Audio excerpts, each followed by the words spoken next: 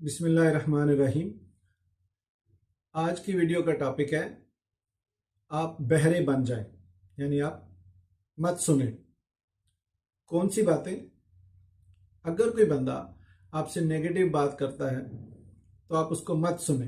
बेशक आपको आवाज आ रही है, ये कुछ चीजें ऐसी होती हैं जो प्री डिसाइडेड होती।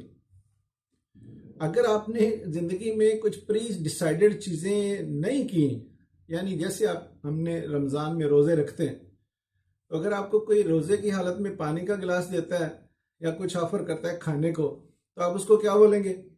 भाई मेरा रोजा है, मैं रोजे से हूं। तो इसका मतलब है रोजा आपने पहले से रखा हुआ है, प्री डिसाइडेड है। इसलिए आप वो पानी नहीं पिएंगे, या जो कोई आपको कोई खाने का ऑफर कर रहा है तो वो आप नहीं खाएंगे। इसलिए आप देखें, आपकी सलाहियतें वो सिर्फ आपकी हैं, आपकी ज़ाती हैं।